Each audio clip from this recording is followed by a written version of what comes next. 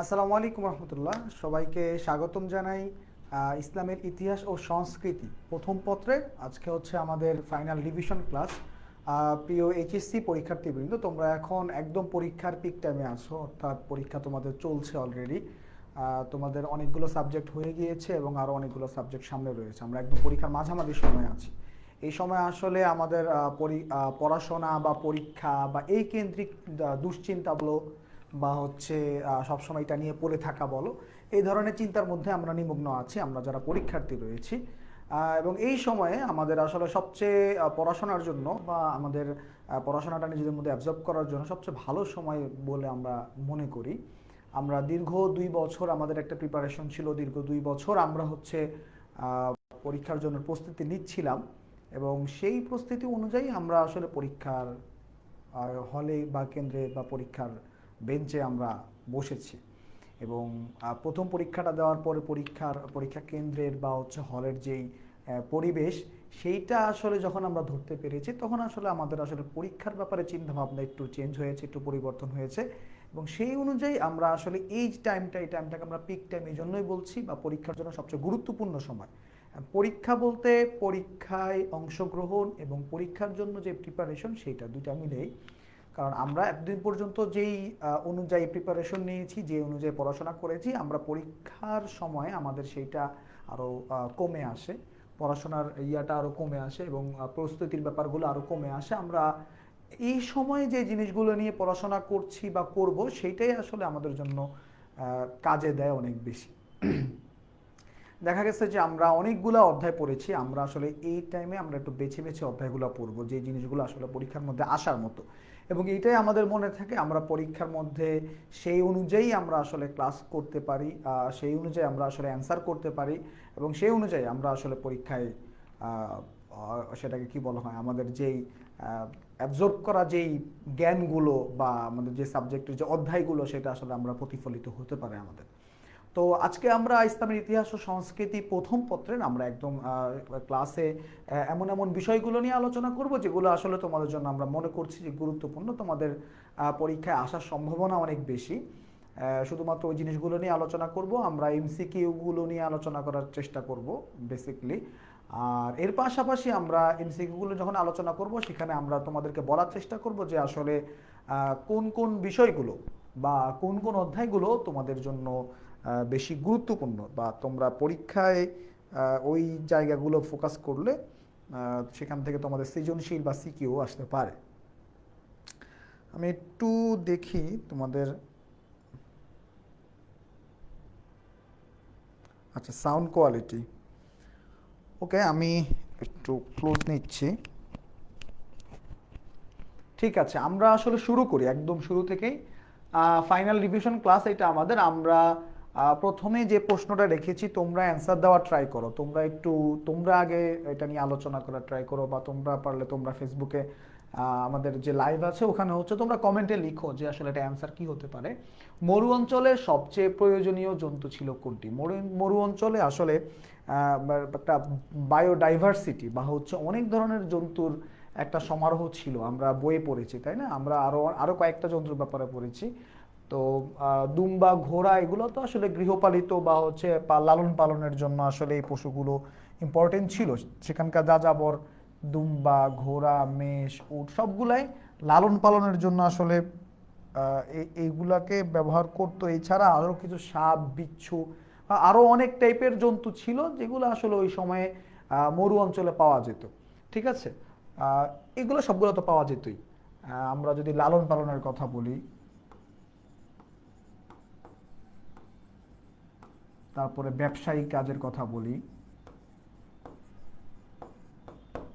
তারপরে আহ, আহ, গোত্রের গোত্রের উন্নয়নের কথা বলি, এই সকল কাজেই এই এই যে চারটা এখানে পশুর কথা লেখা আছে, এই চারটা পশুই কিন্তু কাজে লাগতো। ঠিক আছে, তো সেই ক্ষেত্রে কমনলি আরবদের জন্য গুরুত্বপূর্ণ কিন্তু চারটা, কিন্তু সবচেয়ে প্রয়োজনীয় কথা বলা আছে, সবচেয়ে প্রয়োজনীয় কোন অঞ্চলে? মরু অঞ্চলে। তাহলে এই জিনিসটা খুব সহজ, আমরা বুঝতে পারতেছি, এখানে অ্যান্সার হবে হচ্ছে উট। কেন? কারণ হচ্ছে মরু অঞ্চলে আসলে আমাদের প্রয়োজনের জায়গাটা কি? মরু অঞ্চলের প্রয়োজনের জায়গাটা হচ্ছে এইটা, একটা লং টার্ম ধরে সেখানে হচ্ছে সার্ভাইভ করা, সেখানে বেঁচে থাকা। তো উট এমন একটা প্রাণী যেটা হচ্ছে যে মরু অঞ্চল নিজেও অনেক লম্বা সময় ধরে পানি জমায় রাখতে পারে এবং পানি নিজে হচ্ছে বেঁচে থাকতে পারে, এবং সে হচ্ছে মরুভূমিতে খুব ইজিলি চলাফেরা করতে পারে। তো এই জন্য মরু অঞ্চলে আসলে অন্যান্য প্রাণী আসলে সেভাবে সার্ভাইভ করতে পারে না। তো আগে আমি যেই প্রাণীটার সহযোগিতা নিব সেইটাকে সার্ভাইভ করতে হবে, তারপরে হচ্ছে তার মাধ্যমে আমি সার্ভাইভ করতে পারবো। তো সেক্ষেত্রে উট হচ্ছে সবার আগে আসে। এবং উট হচ্ছে তার একটা থলে আছে ভিতরে, শরীরের ভিতরে, সেখানে সে হচ্ছে পানি জমায় রাখে এবং সে একটা লং টার্ম ধরে হচ্ছে ওই পানিটা পান করে সে বসবাস করতে পারে বা সে বেঁচে থাকতে পারে। এই জন্য উটকে বলা হয় হচ্ছে মরুভূমির জাহাজ।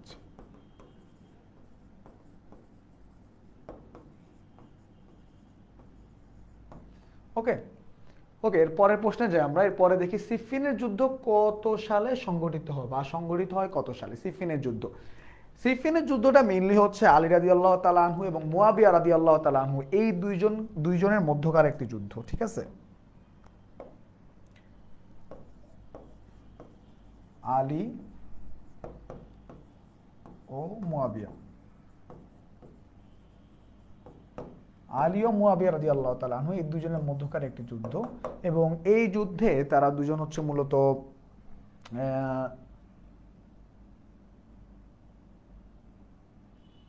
এটাকে বলা হয় এটা ক্ষমতার দ্বন্দ্ব, বা হচ্ছে আলী রাদিয়াল্লাহু তাআলা আনহু ক্ষমতায় যাওয়ার পরে মুয়াবিয়া রাদিয়াল্লাহু তাআলা আনহু তার আনুগত্য করছিলেন না, এবং তিনি হচ্ছে ওসমান রাদিয়াল্লাহু তাআলা আনহুর হত্যার বিচার বা এই ধরনের কিছু এক্সকিউজ সামনে এনে তিনি হচ্ছে আনুগত্য করছিলেন না।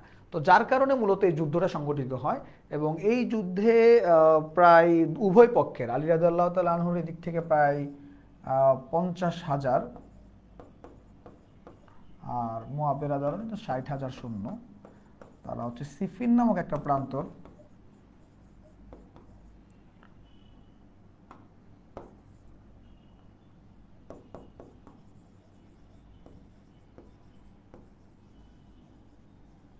সিফিন নামক প্রান্তরে একত্রিত হয় বা যুদ্ধ করে।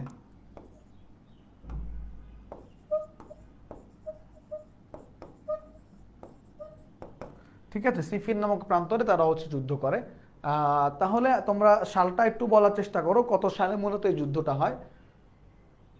আমরা ততক্ষণ আরেকটু মানে রিলেটিভ আলোচনা করার চেষ্টা করি। এখানে সিফিনের যুদ্ধটা মূলত হচ্ছে উস্ট্রের যুদ্ধের একটা, ওটা কি বলা হয়, একটা রিয়েকশন বলা চলে। 656 দিকে হচ্ছে মেইনলি উস্ট্রের যুদ্ধটা হয়, উস্ট্রের যুদ্ধ। এবং তখন হচ্ছে ওসমান রাদিয়াল্লাহু তাআলা আনহুকে করার পরে, হত্যা করার পরে তারপরে হচ্ছে খেলাফতের মধ্যে বেশ কিছু বিশৃঙ্খলা দেখা দেয়, ঠিক আছে। মেইনলি তখন যেটা হয় সেটা হচ্ছে যে ওসমান রাদিয়াল্লাহু তাআলা আনহুকে হত্যা করার পিছনে বেশ কিছু মানুষজন জড়িত ছিল, এবং যেটা হচ্ছে ক্লিয়ারলি একটা রাজনৈতিক একটা এজেন্ডা ছিল। এখন আলী রাদিয়াল্লাহু তাআলা আনহু হচ্ছে তালহা রাদিয়াল্লাহু তাআলা আনহু সহ কিছু সাহাবীর হচ্ছে সহযোগিতা নেওয়ার চেষ্টা করেন যেন এই বিচার কার্যটা এগিয়ে নেওয়া যায়। কিন্তু তারা এটা রেকি করে বা সামারি করে দেখলেন যে এখন এই মুহূর্তে যদি তাদের বিচার করা হয় তাহলে হচ্ছে পুরো খেলাফতের মধ্যে বিদ্রোহ লেগে যাবে বা একটা বিশৃঙ্খল পরিবেশ লেগে যাবে। তো এই যার কারণে মূলত ওসমান রাদিয়াল্লাহু তাআলা আনহুর যে বিচার কার্য সেটা আসলে খুব স্মুথলি আগানো যায়নি। এবং এইটাকে এক্সকিউজ হিসাবে নেন হচ্ছে মুয়াবিয়া রাদিয়াল্লাহু তাআলা আনহু, যিনি হচ্ছে পরবর্তীতে আনুগত্য স্বীকার করেননি। তিনি বলেছেন যে ওসমান রাদিয়াল্লাহু তাআলা আনহু এত বড় একজন সাহাবী, যা হত্যাকাণ্ড আমরা আসলে মানতে পারছি না, এবং এইটার হচ্ছে আগে বিচার হতে হবে, বিচার হওয়ার পরে আমরা হচ্ছে আনুগত্যের ব্যাপারে কথা বলতে পারবো। তো যার কারণে সর্বপ্রথম হচ্ছে উস্টের যুদ্ধটা হয়, এবং এরপর এটা রিয়েকশনারি হচ্ছে সিফিনের যুদ্ধ হয়। তো সিফিনের যুদ্ধের সালটা তোমরা অনেকেই দিয়েছো, অনেকেই। হ্যাঁ, আমার কথা আস্তে আস্তে আসতেছে। আচ্ছা, আমি আরেকটু লাউডলি বলার ট্রাই করতেছি। ওকে, ওকে, সরি, আমি হচ্ছে লাইভ আলোচনার মাঝখানে আসলে কমেন্ট দেখাটা একটু কষ্টকর। আমি দেখতেছি ওইটা।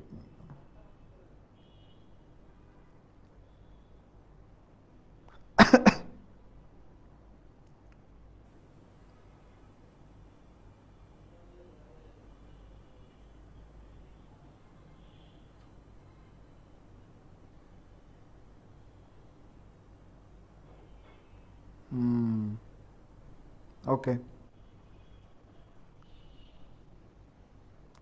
আচ্ছা তোমরা আমাকে বলো যে হচ্ছে যে আমার সাউন্ড ক্লিয়ার শোনা যাচ্ছে কিনা।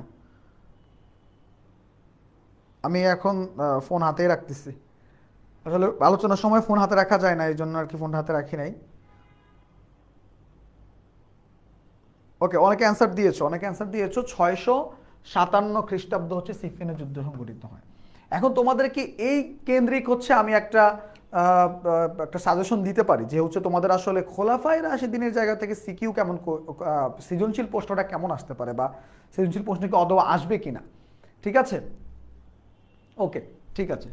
আমি যদি এখানে তোমাদেরকে কয়েকটা জায়গা বলে দিই, সেটা হচ্ছে যে একদম শুরু থেকে সৃজনশীলের কথা যদি বলি, তোমাদের কোন কোন জায়গা থেকে প্রশ্ন আসতে পারে। তোমাদের প্রথম পত্রে তোমাদের আরবের যে সামগ্রিক যে অবস্থা, একদম প্রাক ইসলামী যুগে, ওই একটা অধ্যায়, প্রথম অধ্যায় যেটা ওইটা। দ্বিতীয় অধ্যায়ে আছে হচ্ছে মোহাম্মদ সাল্লাল্লাহু আলাইহি সাল্লামের জীবনী নিয়ে, এবং তৃতীয় অধ্যায়ে খোলাফায়ে রাশেদিন নিয়ে। চতুর্থ অধ্যায় হচ্ছে উমাইয়া, এবং পঞ্চম অধ্যায় হচ্ছে আব্বাসী। উমাইয়া এবং আব্বাসী হতে আমরা একটু পরে যাই। আমরা হচ্ছে প্রথম যে অধ্যায়টা আছে, যে আরবের সামগ্রিক অঞ্চল, এইখান থেকে তোমাদের আসলে সিকিউ আসলে কোন টাইপের সিকিউ আসবে। এখান থেকে তোমাদের যদি সিকিউ আসে, সেটা হচ্ছে যে আরবের যেই ভৌগোলিক অবস্থা, এখান থেকে সিকিউ আসবে না, এখান থেকে তোমাদের এমসিকিউ মেইনলি আসবে। এখানে যদি সিকিউ আসে, সেটা হচ্ছে যে আরবে বেদুইনদের আসলে জীবনযাপন নিয়ে সিকিউ আসবে, বা হচ্ছে সৃজনশীল প্রশ্ন আসবে যে তাদের জীবনযাপন কেমন, বা তোমাকে হচ্ছে রিলেটেড একটা ঘটনা দিয়ে বলবে যে এইটার সাথে কাদের জীবনের মিল আছে। তো তুমি সেখানে দেখবা যে বেদুইনদের জীবনে মিল আছে। যেমন বেদুইনরা হচ্ছে খুব বেশি গোত্রপ্রীতি ছিল তাদের, তারা হচ্ছে নিজ গোত্রের প্রতি তাদের একটা আলাদা ভালোবাসা ছিল, এবং তাদের মধ্যে ওই সময় লুটতারাজ বা হচ্ছে এভাবে হচ্ছে বিভিন্ন কাফেলার সম্পদ মেরে এনে খাওয়ার একটা স্বভাব ছিল। তারপরে হচ্ছে তারা হচ্ছে উট, দুম্বাই ধরনের পানি পশু পালন করত। মেহমানদের প্রতি তাদের হচ্ছে আলাদা একটা টান ছিল। এগুলা কিছু ব্যাপার আছে, কিছু বৈশিষ্ট্য আছে। এই বৈশিষ্ট্যগুলো তোমাদের সামনে নিয়ে এসে তারপরে হচ্ছে বলবে যে এটা কোনটার সাথে মিলে, তখন তোমরা হচ্ছে আরবের যে বাসিন্দা, আরবের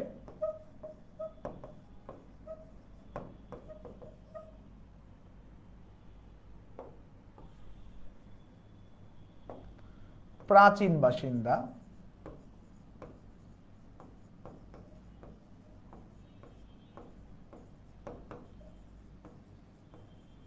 ব্যাপারে, এটা হচ্ছে সৃজনশীলের ব্যাপারে যদি বলি আমরা। আর রাসূল সাল্লাল্লাহু আলাইহি সাল্লাম ওখান থেকে যদি আসে, তাহলে সেক্ষেত্রে হচ্ছে বদর যুদ্ধ খুবই বেশি ইম্পর্টেন্ট। বদর যুদ্ধ, উহুদ যুদ্ধ, তারপরে হচ্ছে হুদাইবিয়ার সন্ধি,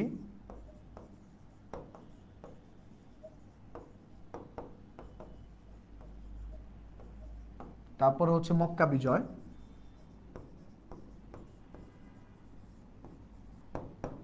মোটামুটি এইগুলা। আর যদি এক্সট্রা কিছু থাকে সেক্ষেত্রে রাসূল সাল্লাল্লাহু আলাইহি সাল্লামের বাল্যকাল নিয়ে থাকতে পারে, এটা এক্সটেনশন আর কি। বাট ওগুলা যেগুলা প্রথমের দিকে দিছি, ওগুলা বেশি ইম্পর্টেন্ট।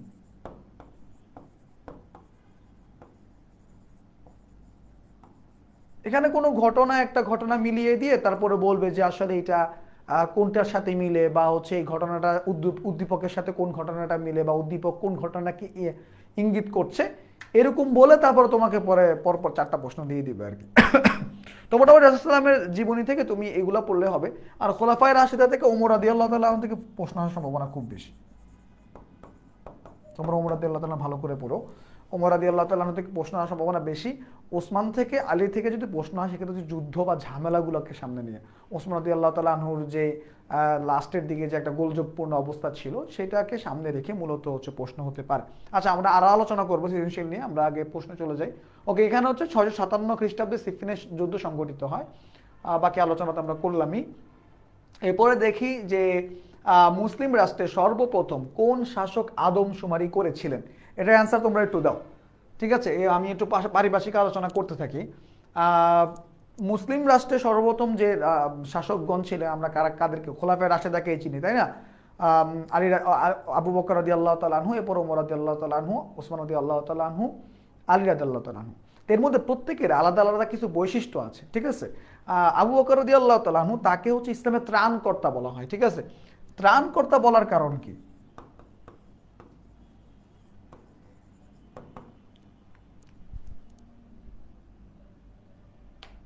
আমরা ক্লাসে আছি, ক্লাসে ক্লাসে আছি।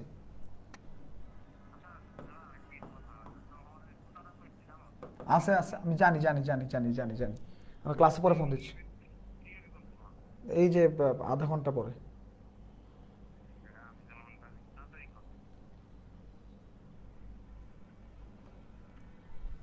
ইসলামের ত্রাণকর্তা, ঠিক আছে। কেন, কারণ কি, কারণ হচ্ছে তখন তিনি রাসূল সাল্লাল্লাহু আলাইহি ওয়াসাল্লামের ইন্তেকালের পরে আসলে সবচেয়ে বেশি সমস্যা ফেস করা লাগছে। মানে যারা অনেকেই ছিল যারা নব্য ইসলামে প্রবেশ করেছে বা ইসলাম গ্রহণ করেছে, এই ধরনের যারা ছিল তারা হচ্ছে জাকাতকে অস্বীকার করা শুরু করেছে, বা ইসলামের বিভিন্ন নিয়ম কারণকে তারা হচ্ছে, যেহেতু রাসূল নাই সেহেতু তারা বলতেছে যে এগুলা কোনো মানে হয় না, বা তারা হচ্ছে এগুলা মানতে চাচ্ছিল না।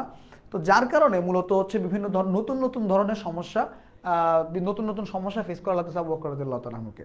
এবং এর মধ্যে আরো অনেকগুলা কারণ ছিল, যেমন ভণ্ড নবীদের আগমন, তারপরে হচ্ছে জাকাত অস্বীকারী, তারপর হচ্ছে কোরআনকে নতুনভাবে সংকলন করার একটা ব্যাপার দেখা দিয়েছিল। তো এই যার কারণে মূলত আবু বকর রাদিয়াল্লাহু তাআলা এই সকল বিষয়গুলোকে অ্যালাইন করেন, এইগুলোকে তিনি ঠিক করার চেষ্টা করেন, যার কারণে তাকে হচ্ছে ইসলামের ত্রাণকর্তা বলা হয় বা ত্রাণকর্তা বলা হয়েছিল। তারপরে ওমর রাদিয়াল্লাহু তাআলা আনহুর তার বৈশিষ্ট্য কি? তার বৈশিষ্ট্য হচ্ছে তিনি হচ্ছে এবার মোটামুটি বিভিন্ন ধরনের যে মেজর যে সমস্যাগুলো সেগুলো ফেস করার পরে, এরপরে ওগুলো যখন ঠিকঠাক হয়, এরপরে হচ্ছে ইসলামের রাষ্ট্র, এত বড় একটা রাষ্ট্র ওমর রাদিয়াল্লাহু তাআলা আনহুর সময় কিন্তু আরো অনেক বিস্তার লাভ করে। তো এত বড় একটা রাষ্ট্রকে আসলে একটা প্রশাসনিক কাঠামো, একটি শক্ত প্রশাসনিক কাঠামোর মধ্যে আনার প্রয়োজন ছিল। তো ওমর রাদিয়াল্লাহু তাআলা আনহু মূলত হচ্ছে ইসলামে অনেকগুলো নতুন নতুন জিনিস উদ্ভাবন করেন, অনেকগুলো নতুন নতুন জিনিস তিনি হচ্ছে যে ইসলামী রাষ্ট্রের মধ্যে তিনি প্রতিষ্ঠা করে যান, যার কারণে হচ্ছে ইসলামী রাষ্ট্র ব্যবস্থা আরো অনেক বেশি সুদৃঢ় এবং কাঠামোগতভাবে অনেক বেশি উন্নয়ন লাভ করে। ওসমান রাদিয়াল্লাহু তাআলা আনহু হচ্ছে ওই জিনিসগুলোকে আবার নতুন করে হচ্ছে তিনি সুন্দর করে আবার হচ্ছে এগুলাকে কাঠামোগুলোকে আরো আরো আরো সুদৃঢ় করার চেষ্টা করেন, এবং তার সময়ে অনেক বেশি বিস্তার লাভ করে ইসলামী খেলাফতের। আলী রাদিয়াল্লাহু তাআলা আনহুর সময় সেম ভাবে এই জিনিসগুলো তিনি ধরে রাখার ট্রাই করেন। তাহলে আমরা মোটামুটি জানলাম যে আবু বকর রাদিয়াল্লাহু তাআলা আনহু যিনি হচ্ছে যাকে ইসলামের ত্রাণকর্তা বলা হয়। এখানে মুয়াবিয়া রাদিয়াল্লাহু তাআলা আনহু তিনি হচ্ছে আদমশুমারির ব্যাপারে তিনি কখনোই আসবেন না, তিনি হচ্ছে সিরিয়ার গভর্নর ছিলেন।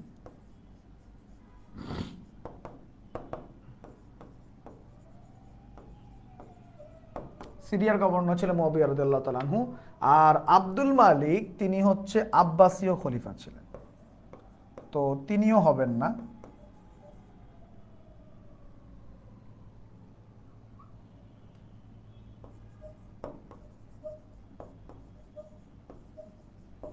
আচ্ছা, এরপর ওমর রাদিয়াল্লাহু তাআলা আনহু হচ্ছে, এটা হচ্ছে অ্যান্সার, কারণ তিনি হচ্ছে সর্বপ্রথম আদমশুমারি।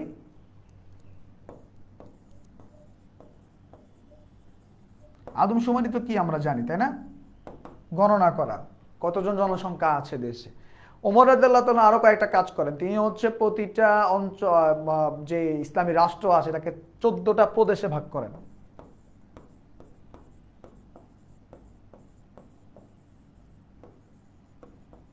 এবং জেলা, মহকুমা এগুলাতে ভাগ করেন।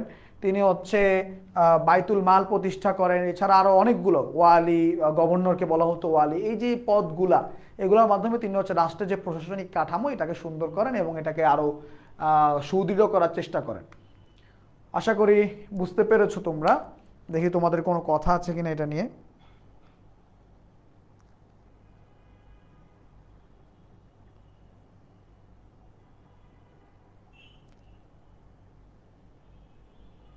ওকে ওকে।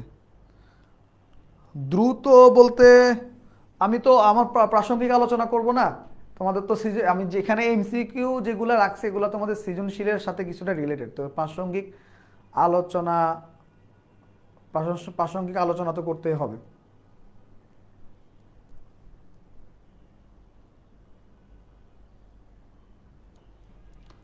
ওকে। ও হ্যাঁ হ্যাঁ, তিনি হচ্ছে উমাইয়া ছিলেন। এটা এটা এটা এটা ইয়ে হয়ে গেছে।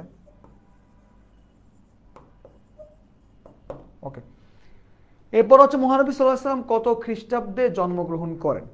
এইটা হচ্ছে আমরা যখন ক্লাসে আলোচনা করি আমরা হচ্ছে এটা নিয়ে একটু মানে বিতর্কের মধ্যে পড়ে গিয়েছিলাম। তোমাদের বই অনুযায়ী হচ্ছে 570 খ্রিস্টাব্দ। ঠিক আছে, এখানে আলোচনার কিছু নেই। এবং ওই টাইমটাতে হচ্ছে আমুল ফিল বা হচ্ছে হস্তি বছর বা ওই যে হস্তি বাহিনী যে মক্কায় এসেছিল ওই ঘটনাগুলো ঘটে এবং এটা মোটামুটি আমরা জানি। হ্যাঁ, ঠিক আছে, ওকে। এরপর হচ্ছে ইয়ামামার যুদ্ধে কোন ভণ্ডনবী নিহত হয়, এইটা একটু তুমি অ্যান্সার করো। এখানে আসাদ আনসি, মুসাইলামা, তোলাইহা, সাজা প্রত্যেকেই কিন্তু ভণ্ডনবী ছিল এবং সবার আগে আসাদ আনসি সর্বপ্রথম তার বিরুদ্ধে যুদ্ধ করা লাগে। সর্বপ্রথম হচ্ছে আবু বকর রাদিয়াল্লাহু তাআলা আনহু। কোন খলিফা করেন এটা? আবু বকর রাদিয়াল্লাহু তাআলা আনহু খলিফা।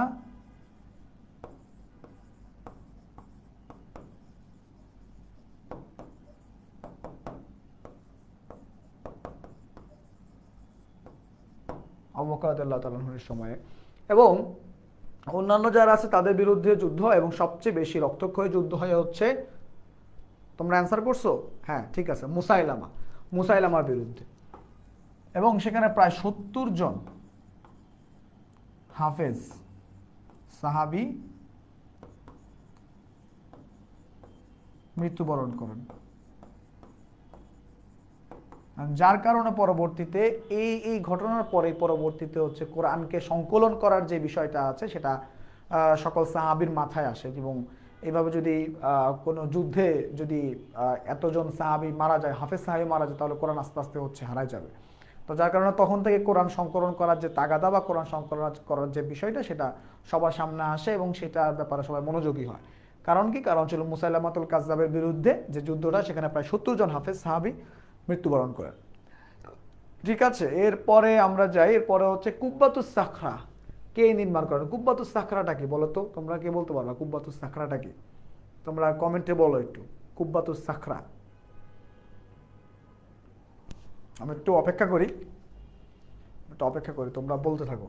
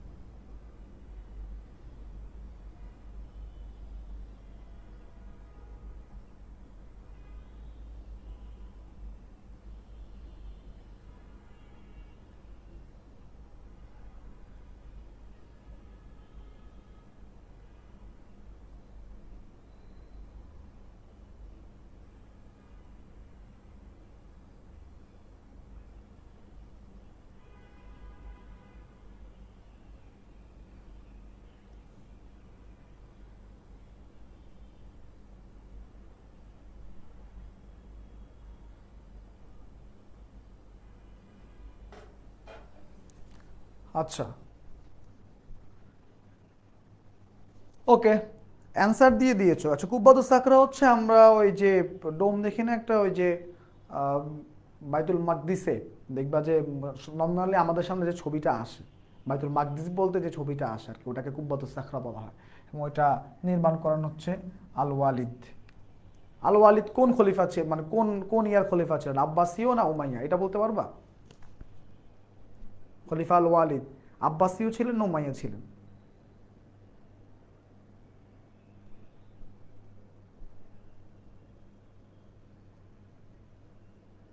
বলো দেখি, তিনি কি আব্বাসীয় ছিলেন না উমাইয়া ছিলেন?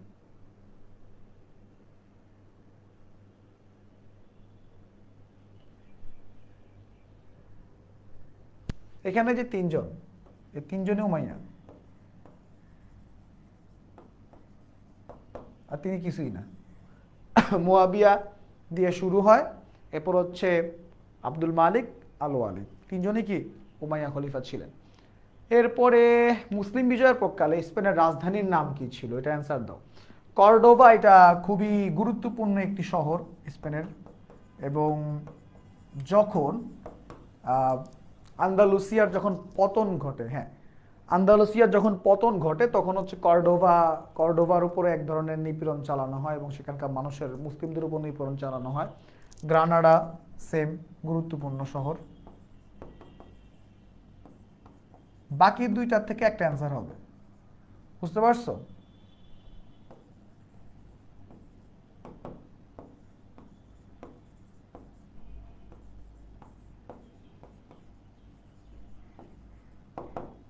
এবং স্পেন মূলত হচ্ছে আব্বাসীয় শাসন আমলে মেইনলি হচ্ছে স্পেনে হচ্ছে মুসলিমদের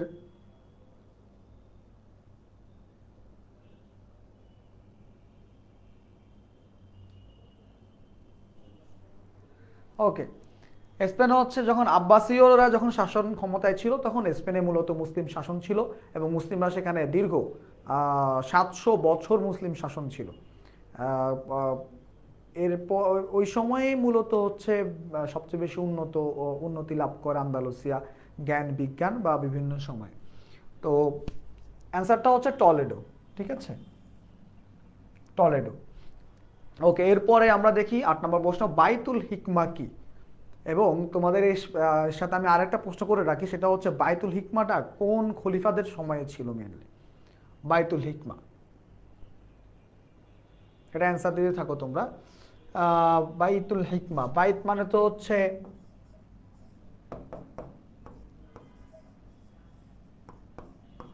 বাইত মানে তো ঘর, তাই না? গৃহ। আর হিকমা মানে হচ্ছে জ্ঞান, তার মানে হচ্ছে কি জ্ঞান গৃহ। ওকে, আব্বাসী খলিফা আব্দুল মালিকের সময় বাগদাদে মূলত বাইতুল হিকমা প্রতিষ্ঠা করা হয়। আব্বাসী খলিফা,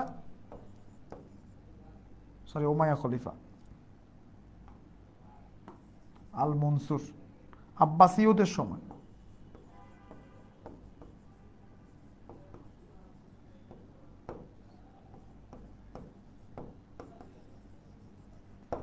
ওকে, এরপর অ্যান্সার দেখো, খলিফা আল মামুন ইতিহাসে বিখ্যাত কেন?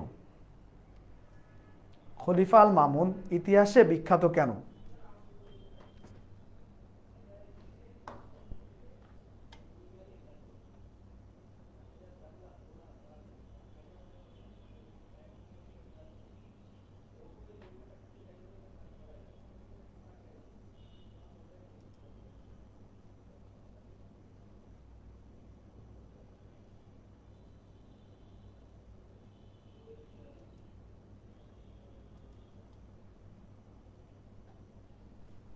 খলিফা আল মামুন তিনি অনেকগুলো বিখ্যাত বিখ্যাত কাজ করেছিলেন এবং তার সময় সবচেয়ে বেশি জ্ঞান বিজ্ঞানের পৃষ্ঠপোষকতা হয়, বা জ্ঞান বিজ্ঞান নিয়ে বা গুণী যারা ছিল তাদেরকে নিয়ে তার যে রাজসভা বা তার যে রাজগৃহ সেখানে হচ্ছে অনেক বেশি আলোচনা হতো, যার কারণে তিনি হচ্ছে জ্ঞান বিজ্ঞানের পৃষ্ঠপোষকতার জন্য সবচেয়ে বেশি বিখ্যাত। এবং তার তার আগে পরের যারা শাসক ছিল তারা হচ্ছে শাসন সুদৃঢ়করণ বা মহানবী খলিফা বা অন্যান্য যে ব্যাপারগুলো আছে সেগুলো তাদের মধ্যে ছিল, কিন্তু খলিফা আল মামুনের ক্ষেত্রে হচ্ছে জ্ঞান বিজ্ঞানের পৃষ্ঠপোষকতা সবচেয়ে বেশি ছিল। আরবের 3 দিকে কি? তোমরা অ্যান্সারগুলো একটু একটু একটু চালু চালু দাও, আমরা তাহলে একটু তাড়াতাড়ি আগাইতে পারবো। আরবের 3 দিকে কি? জলরাশি, মরুভূমি, পর্বতমালা নাকি মালভূমি? জলরাশি, মরুভূমি, পর্বতমালা নাকি মালভূমি?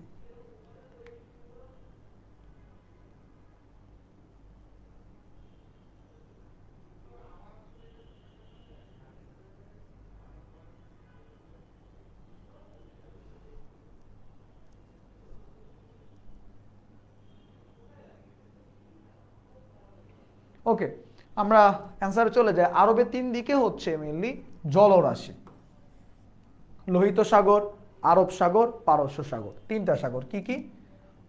ডান দিকে, ডান দিকে হবে, হ্যাঁ, পশ্চিম দিকে আর কি,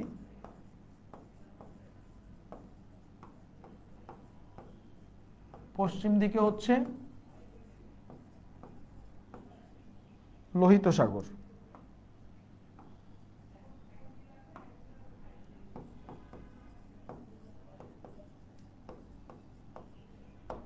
তারপরে দক্ষিণ, দক্ষিণ দিকে আরব সাগর,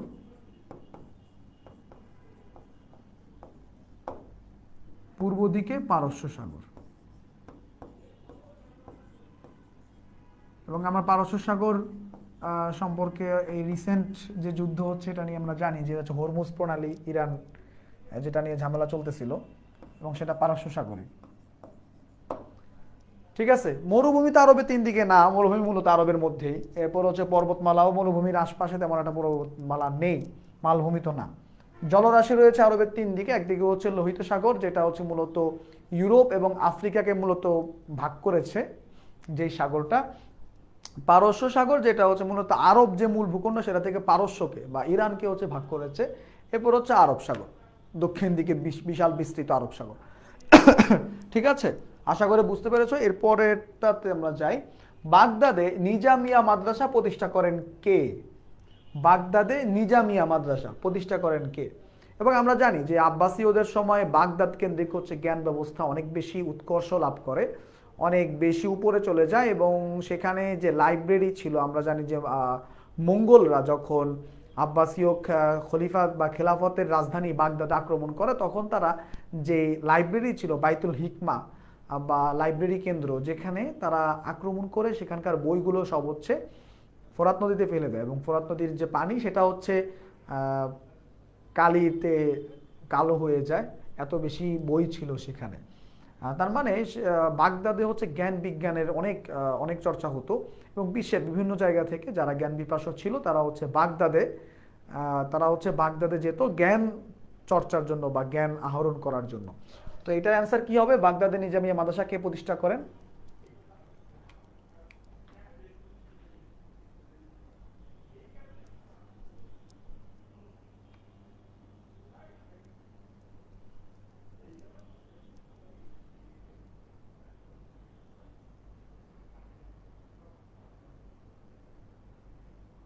ওকে, আমরা অ্যান্সার দিই। নিজামুল মুলক। আমি কি আরেকটু ফাস্ট যাবো এমসিকিউগুলো অ্যান্সার, মানে আরেকটু ফাস্ট দিব কিনা? খোলাফায়ে রাশিদিনের খেলাফত কাল কোনটি? খোলাফায়ে রাশিদিনের খেলাফত কাল হচ্ছে রাসূল সাল্লাল্লাহু আলাইহি সাল্লামের মৃত্যুর পর। রাসূল সাল্লাম 631 খ্রিস্টাব্দে তিনি মৃত্যুবরণ করেন, 32-এ দুঃখিত। এরপরে 632 থেকে নিয়ে 661, অর্থাৎ 30 বছর রাসূলুল্লাহ সাল্লামের পরে 30 বছর হচ্ছে খোলাফায়ে রাশিদিন বা হচ্ছে খলিফারা হচ্ছে শাসন করেন। এরপরে দেখো, খলিফা মনসুরের আমলে ও 3টি উক্ত পদে বহাল ছিলেন। তিনি বলতে কোন পদের কথা বোঝানো হয়েছে? এখানে রাজস্ব বিভাগের প্রধান, সেনাপতি, আমির, কোতোয়াল। এটা একটু তোমার অপ্রাসঙ্গিক প্রশ্ন বা হচ্ছে এরকম রিলেটিভিটি নাই। এই ধরনের প্রশ্ন একটা তোমাদের থাকতে পারে পরীক্ষার মধ্যে, বুঝতে পারছো? যেটা হচ্ছে তোমাদেরকে একটু ইয়া করবে। এখানে হচ্ছে তিনি বলতে এখানে যে রাজস্ব বিভাগের প্রধানকে বোঝানো হয়েছে, বুঝতে পেরেছো? ওকে, এরপর দেখো, শিশু মহানবী সাল্লাল্লাহু আলাইহি সাল্লামের ধাত্রী কোন বংশের ছিলেন? অর্থাৎ হালিমাতুস সাদিয়া।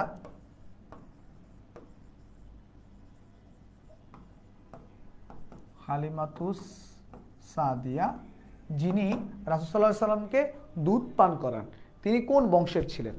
কুরাইশ, বনি সাদ, বনু ইসরাইল নাকি হিমারিও? এখানে একটা জিনিস ভুল আসছে, কেটে দিচ্ছি। বনি সাদ, ইসরাইল না হিমারিও? এটা অ্যান্সারটা একটু দাও। 12 পর্যন্ত আসছো তোমরা, মাত্র 14 নম্বরে অ্যান্সার দাও। কুরাইশ, বনু সাদ, ইসরাইল না হিমারিও? বলো। আচ্ছা, এটা অ্যান্সার হবে হচ্ছে বনি সাদ। তিনি হচ্ছে আরবে নর্মালি যে একটা রসম ছিল বা চল ছিল, সেটা হচ্ছে যে যারা বাচ্চা বা একদম শিশু, যা শহরের দিকে যারা ছিল, সেখান থেকে তাদেরকে হচ্ছে ইয়াতে পাঠানো হতো, একটু সাইডে পাঠানো হতো বা একটু গ্রামের দিকে পাঠানো, যাতে তারা হচ্ছে একটু ভালো পরিবেশে বড় হতে পারে। এবং এই জন্য ধাত্রীর কাছে মূলত দেওয়া। এবং সেই অনুযায়ী হালিমাতুস সাদিয়াকে দেওয়া হয়েছিল এবং সেখানে তিনি প্রায় 4-5 বছরের মতো ছিলেন। 4-5 বছরের মতো তিনি ছিলেন সেখানে, ঠিক আছে। এরপরে দেখি, ওহি অর্থ কি? ইশারা, ধীরগতি, তড়িৎগতি না ভ্রুক্ষেপ? ভ্রুক্ষেপ। ওহি অর্থ কি? ইশারা, ধীরগতি, তড়িৎগতি নাকি ভ্রুক্ষেপ? এটা অ্যান্সার একটু দাও। ওহি শব্দের অর্থ কি?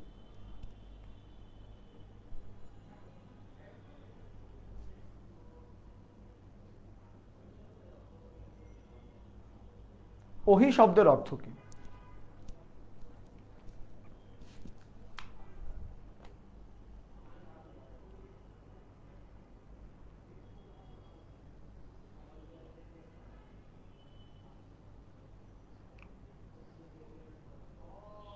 ওকে, ওই শব্দের অর্থ হচ্ছে ইশারা। হ্যাঁ, ওই শব্দের অর্থ ইশারা। খেলাফত কোন ধরনের প্রতিষ্ঠান? ধর্মীয়, রাজনৈতিক, রাজনৈতিক ও সাংস্কৃতিক, অর্থনৈতিক ও সামাজিক, ধর্মীয় ও নৈতিক। তোমরা এগুলো একটু বিশ্লেষণ করবা, যে কোনো জায়গায় একটু মাইনাস করার ট্রাই করবা যদি কোনো কিছু তোমাদের কাছে আনকমন পড়ে, কোনো এমসিকিউ। সেক্ষেত্রে যেটা করণীয় সেটা হচ্ছে প্রথমে দেখবা যে অপশনগুলো আসলে কি কি আছে, এবং একটা একটা করে অপশন বাদ দেওয়ার ট্রাই করবা। যেমন ধর্মীয় যদি নৈতিক যদি হয় তাহলে এখানে রাজনৈতিকটা বাদ চলে যায়, কারণ খেলাফত শাসন করা, একটা অঞ্চলকে শাসন করা, একটা অঞ্চলের কাঠামো নিয়ে কাজ করা, মানুষ নিয়ে কাজ করা, এগুলা কিন্তু নর্মালি তোমার রাজনীতিক কোনো কার্যকলাপের মধ্যেই পড়ে। তো প্রথম এই যে এটা বাদ পড়ে যাবে। অর্থনৈতিক ও সামাজিক, শুধুমাত্র অর্থনৈতিক না, অর্থনৈতিক কাজ ছিল, অর্থনৈতিক কাজ ছিল এবং অর্থনৈতিক বিভিন্ন প্রক্রিয়া ছিল, অর্থনৈতিক বিভিন্ন উদ্যোগ ছিল।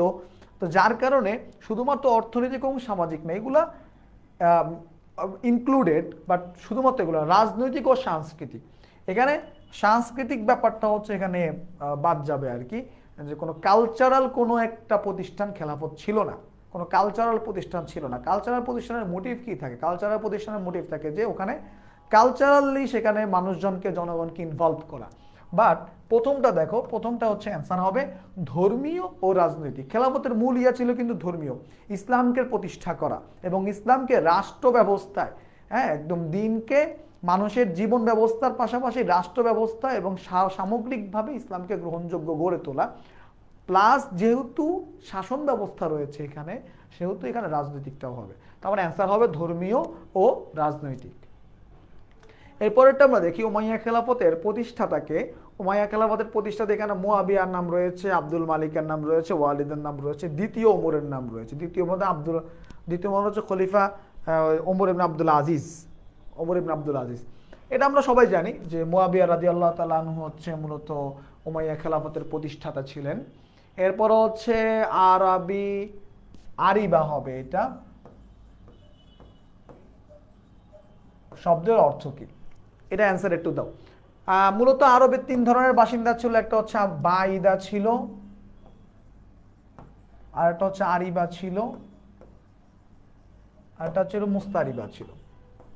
ঠিক আছে, এখন সবগুলোর অর্থ তোমাদের এখানে আমরা শুধুমাত্র আরিবার অর্থটা এখানে দেওয়ার চেষ্টা করেছি।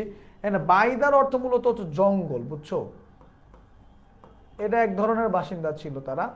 আরিবা অর্থ আমরা পড়বো একটু পর। মুস্তারিবা অর্থ হচ্ছে যারা নতুন বা নতুন আগমনকারী।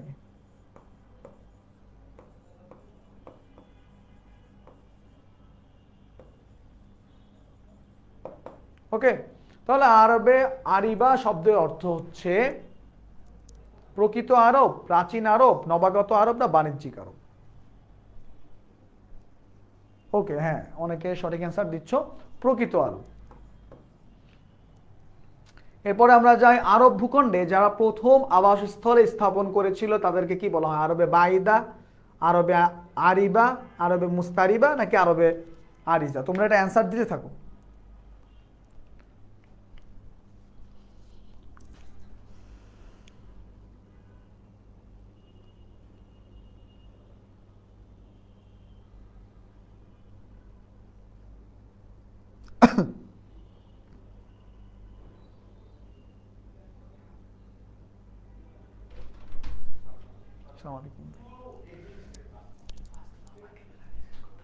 আমাকে অনেকে ইয়ে করতেছে যে স্যার আপনি ফাস্ট করেন, অনেকে চলে যাচ্ছে।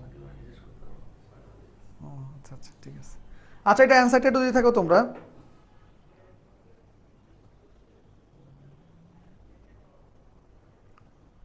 ওকে, আমরা অ্যান্সার দিয়েছি, এখানে হচ্ছে অ্যান্সার হবে আরবে আরিবা। ঠিক আছে, কারণ আমরা এর আগেরটাই তো পড়েছি যে আরবে আরবে আরিবা শব্দের অর্থ কি। আমরা তিনটার অর্থই জেনেছি, বাইদার অর্থ কি, মুস্তারিবা অর্থ কি।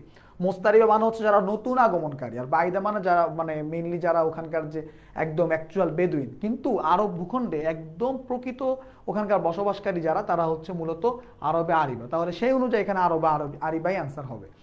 এরপরেরটা আমরা দেখি যে ইয়েমেনের রাজধানী সমুদ্রপৃষ্ঠ থেকে কত ফুট উঁচুতে অবস্থিত?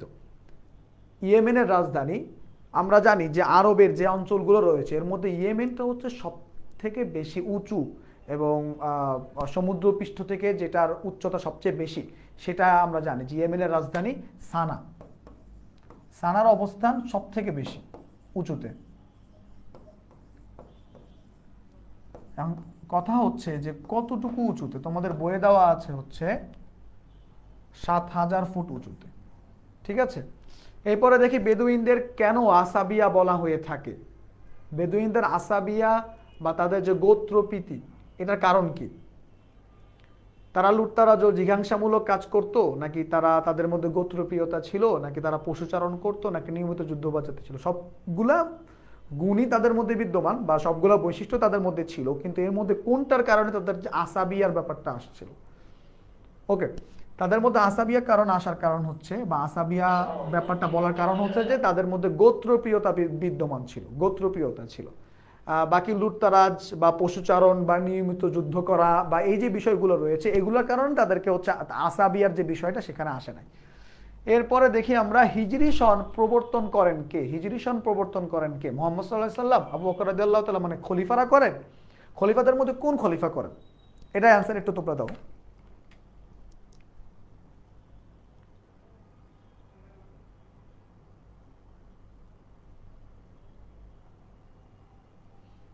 22 নাম্বারটা অ্যান্সার একটু দাও। আমরা পড়েছিলাম বা বইয়ে জেনেছি যে যে খলিফা যারা রয়েছেন তাদের মধ্যে একটা ডাইভার্সিটি রয়েছে, বা এক একজন এক এক ধরনের কাজ করেছেন। আবু বকর রাদিয়াল্লাহু তাআলা আনহু, যিনি হচ্ছে তাকে ইসলামের ত্রাণকর্তা বলা হয়, এবং ত্রাণকর্তা বলার কারণটা হচ্ছে ওই সময়ে বিভিন্ন ধরনের নতুন সমস্যা যেগুলো রাসূলুল্লাহ সাল্লামের সময় ছিল না, সেগুলো উদ্ভাবিত হতে থাকে। যেমন ভণ্ড নবী বা যারা মিথ্যা নবী দাবি করেন নিজেদেরকে, তাদের আগমন। তারপর হচ্ছে জাকাত অস্বীকারী একটা গ্রুপ, বা যারা হচ্ছে মানে বেসিক্যালি তারা হচ্ছে গোত্র, বিভিন্ন গোত্র থেকে আসা, বা হচ্ছে আরবের প্রাচীন গোত্রগুলো থেকে আসা, নতুন করে ইসলাম গ্রহণ করেছে। রাসূলুল্লাহ সাল্লাল্লাহু আলাইহি ওয়াসাল্লাম মারা যাওয়ার পরে তারা মূলত তাদের পুরাতন জায়গায় ফেরত যেতে চাচ্ছিল। তো এই ধরনের সমস্যাগুলো ফেস করা লাগছে আবু বকর রাদিয়াল্লাহু তাআলা আনহুকে, এবং তিনি চেষ্টা করেছেন যে অনেকটা যে এই জায়গাটা তিনি অ্যালাইন করার ট্রাই করেছেন যে কিভাবে এই জিনিসগুলো ঠিক করা যায়। এরপর ওমর রাদিয়াল্লাহু তাআলা, তিনি হচ্ছে মূলত প্রশাসনিক যে কাঠামো এবং রাজ্য বিস্তারকরণ, এই কাজগুলোতে তিনি খুব খুব বড় ভূমিকা রেখেছেন। তো সেই জায়গায় তার যে বিভিন্ন ধরনের নতুন নতুন জিনিস উদ্ভাবন করা, ইসলামের মধ্যে নিয়ে আসা প্রয়োজন অনুযায়ী, সেই জায়গা থেকে ওমর রাদিয়াল্লাহু তাআলার নাম সবার আগে আসে। এবং আমরা এখানে দেখতে পাচ্ছি যে হিজরি সন প্রবর্তন করেন কে সর্বপ্রথম। সেখানে আমরা জানি যে অ্যান্সার হবে যে এইটা, যে ওমর রাদিয়াল্লাহু তাআলা আনহু সর্বপ্রথম হিজরি সন প্রবর্তন করেন। এরপরে দেখতে পাচ্ছি যে হযরত মুহাম্মদ সাল্লাল্লাহু আলাইহি সাল্লামের মিরাজের ঘটনাকে সর্বপ্রথম বিশ্বাস কে করেন? এটা খুবই সহজ একটা অ্যান্সার আমাদের জন্য। আমরা জানি যে আবু বকর রাদিয়াল্লাহু তাআলা আনহু সর্বপ্রথম তার যে মিরাজের ঘটনা আছে এটাকে তিনি বিশ্বাস করেন। এরপরে দেখতে পাচ্ছি 24 নম্বরে, হিজরতের সময় মহানবী সাল্লাল্লাহু আলাইহি ওয়াসাল্লামের সঙ্গী কে ছিলেন? এটার অ্যান্সার আমরা জানি, আবু বকর রাদিয়াল্লাহু তাআলা আনহু। বদর যুদ্ধে কতজন মুসলিম সেনা শহীদ হন? এটার অ্যান্সার একটু তোমরা দেওয়ার ট্রাই করো, আমি একটু 2-3 সেকেন্ড সময় নেই। বদর যুদ্ধে মুসলমান সংখ্যা কিন্তু অনেক কম ছিল, তাই না? তার মধ্যে কতজন শহীদ হন?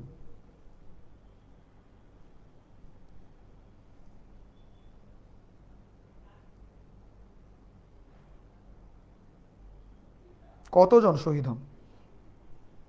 ওকে, হ্যাঁ, ঠিক আছে, তোমাদের আনসার 14 জন শহীদ হন, এবং 70 জন যেটা, এটা হচ্ছে উহুদ যুদ্ধে শহীদ হন।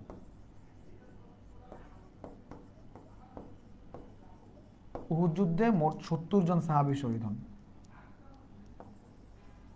আর বদর যুদ্ধে 14 জন সাহাবী শহীদ হন। বিশ্বের মধ্যকেন্দ্র বলা হয় কোন দেশকে? একদম মিডলে কোন দেশটা? মক্কা, সিরিয়া, আরব দেশ, নাকি জেরুজালেম? তোমাদের বইয়ের প্রথম অধ্যায়ে এই জিনিসগুলো নিয়ে বলা আছে যে আরব দেশ সম্পর্কে, আরব দেশ ইউরোপের মধ্যে কতটুকু, আফ্রিকার মধ্যে কতটুকু, এবং বিশ্বের কোন জায়গায় এর অবস্থান কি, এর তিন দিকে কি রয়েছে এবং উত্তর দিকে কি রয়েছে, এগুলো সম্পর্কে বিস্তারিত ওখানে বলা আছে। এবং এই জায়গাগুলো তোমাদের এমসিকিউর জন্য অনেক বেশি গুরুত্বপূর্ণ, যদিও সিকিউতে আসবে না, এগুলো সৃজনশীলে এই ধরনের প্রশ্ন আসবে না। এমসিকিউর জন্য আরবের উত্তর দিকে কি রয়েছে, ওই যে আমরা একটু আগে যেটা পড়লাম যে হচ্ছে ইয়েমেন, যেটা হচ্ছে দক্ষিণ দিকে সমুদ্রপৃষ্ঠ থেকে সব থেকে উঁচু জায়গা হচ্ছে সেইটা। এবং মালভূমিও রয়েছে, 3 দিকে সাগর বেষ্টিত। আমরা জানি যে পশ্চিম দিকে হচ্ছে লোহিত সাগর, দক্ষিণ দিকে আরব মহাসাগর এবং পূর্ব দিকে হচ্ছে পারস্য সাগর। তো আশা করি তোমরা এটা পেরেছো। বিশ্বের মধ্যে কিন্তু বলা হয় হচ্ছে আরব দেশকে। এরপরে আমরা 27 নম্বর প্রশ্ন দেখতে পাচ্ছি যে ভূপ্রকৃতির তারতম্য অনুসারে, মানে এক এক জায়গায় এক এক রকম এরকম, এই অনুযায়ী আরবের মরু অঞ্চলকে কয় ভাগে ভাগ করা যায়? আরবের মরু অঞ্চলকে টোটাল 3 ভাগে ভাগ করা যায়। হিজাজ আর নুফুদ, ঠিক আছে? এগুলো হচ্ছে মেইন একদম জায়গা বা আমরা হিজাজটার মধ্যে মূলত হচ্ছে মক্কা এবং মদিনা অবস্থিত, এবং মানুষ বসবাস মেইনলি এই অঞ্চলটাতেই করে।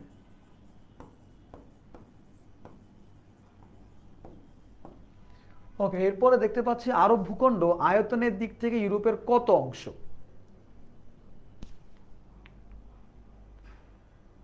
আরব ভূখণ্ড আয়তনের দিক থেকে ইউরোপের কত অংশ?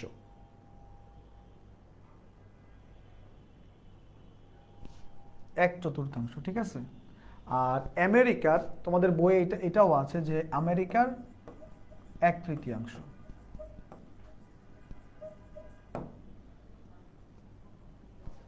আর ইউরোপের হচ্ছে 1/4। এই দুটা যে কোনো একটা তোমাদের এমসিকিউতে থাকতে পারে, হয় আমেরিকা দিবে, নয় হচ্ছে ইয়ে দিবে। কাদের শাসনামলে সেলজুকদের উত্থান ঘটে? কাদের শাসনামলে সেলজুকদের উত্থান ঘটে? অর্থাৎ সেলজুক সম্পর্কে আমরা জানি যে তার্কি বা তুর্কি, ওই ওই অঞ্চল কেন্দ্রিক যে শাসন ব্যবস্থাটা, এবং আমরা পড়েছিলাম যে আব্বাসীয়দের সময় একই সাথে অনেকগুলো শাসন ব্যবস্থা গড়ে উঠেছিল, যাদের মূল মোটিভ ছিল শাসন প্রতিষ্ঠা করা, কিন্তু তারা হচ্ছে আব্বাসীয়দেরকে এক প্রকার হচ্ছে শেল্টার দিত বা হচ্ছে বিভিন্ন বিদেশি আক্রমণ থেকে ইসলামিক খেলাফতকে রক্ষা করার চেষ্টা করতো, এবং আব্বাসীয়দের কাছে তারা নাম কাওয়াস্তে আর কি আনুগত্য স্বীকার করেছিল, কিন্তু মূলত পুরো খেলাফতের দায়িত্ব বা রাজ্য শাসনের দায়িত্ব ওই ওই যে যে যে অঞ্চলে ছিল সেই অঞ্চলের শাসকদের উপরেই ছিল। যেমন ফাতিমিরা ছিল, সেলজুকরা ছিল, আরও কিছু শাসন ব্যবস্থা তখন গড়ে উঠেছিল। তাহলে আমরা বলতে পারি যে আব্বাসীদের সময়ে মূলত সেলজুকদের উত্থান ঘটে। সর্বশেষ প্রশ্ন যেটা, সেটা হচ্ছে মুসলমানরা প্রথম হিজরত করেন কোথায়? নজদ, তায়েফ, ইয়াসরিফ নাকি আবিসিনিয়া? আমরা জানি যে ইয়াসরিবে ফাইনালি রাসূলুল্লাহ হিজরত করেন, কিন্তু এর আগে প্রায় 3 দফা আবিসিনিয়ায় হচ্ছে হিজরত করা হয়, মুসলমানরা আবিসিনিয়া হিজরত করেন। আশা করি তোমরা বুঝতে পেরেছো। আমরা লাস্টে আরেকবার সিকিউ নিয়ে যদি আলোচনা করি যে কোন কোন অধ্যায় থেকে তোমাদের বেশি প্রশ্ন আসার সম্ভাবনা, তোমাদের রাসূল সাল্লাল্লাহু আলাইহি সাল্লামের জীবনী থেকে প্রশ্ন আসার সম্ভাবনা খুব বেশি, এবং সেই এর মধ্যে কোন জায়গাগুলো আসবে? এর মধ্যে হচ্ছে বদর যুদ্ধ, উহুদ যুদ্ধ, হুদাইবিয়ার সন্ধি এবং মক্কা বিজয়। এই 4টা জায়গা খুব বেশি গুরুত্বপূর্ণ। আর উমাইয়া এবং আব্বাসীয় থেকে যদি প্রশ্ন আসে, সেক্ষেত্রে মুয়াবিয়ার ঘটনাটা উমাইয়াদের সময় থেকে আসবে। আর হচ্ছে আব্বাসীয়দের সময় খলিফা আল মনসুর বা হচ্ছে বাইতুল হিকমা কেন্দ্রিক যে প্রশ্নগুলো রয়েছে বা যে অধ্যায়গুলো রয়েছে, এগুলো থেকে প্রশ্ন আসার সম্ভাবনা বেশি। আর খোলাফায়ে রাশিদিনের ওইখান থেকে যদি কোনো প্রশ্ন আসে, তাহলে সেক্ষেত্রে সেটা হচ্ছে ওমর রাদিয়াল্লাহু তাআলা আনহু, তার রাজ্য শাসন, তার সময়কার যে যুদ্ধগুলো, এবং আবু বকর রাদিয়াল্লাহু তাআলা আনহু থেকে যদি আসে, সেটা হচ্ছে ভণ্ড নবী, এবং তাকে মূলত যেই কারণে ইসলামের ত্রাণকর্তা বলা হয়, এবং যেই সব কারণগুলোর জন্য আবু বকর রাদিয়াল্লাহু তাআলা আনহুর খেলাফত ব্যবস্থা আমাদের সামনে আসে বা হচ্ছে যে আমাদের বই অধ্যায়গুলোতে বেশি আলোচনা করা হয়েছে, সেই জিনিসগুলো থেকে তোমাদের প্রশ্ন আসার সম্ভাবনা খুব বেশি।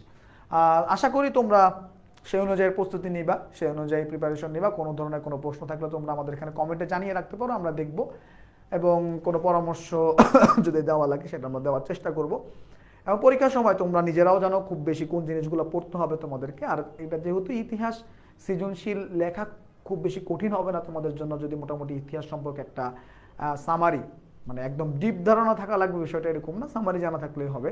বাকি এমসিকিউর জন্য তোমাদের একটু তোমরা গাইড বা ইয়াগুলো একটু ভালো করে ফলো করো। আশা করি কমন পড়বে, পরীক্ষাও ভালো হবে ইনশাল্লাহ। সেই পর্যন্ত সবাই ভালো থাকো। ধন্যবাদ সবাইকে। আসসালামু আলাইকুম রহমতুল্লাহি ওয়া বারাকাতুহু।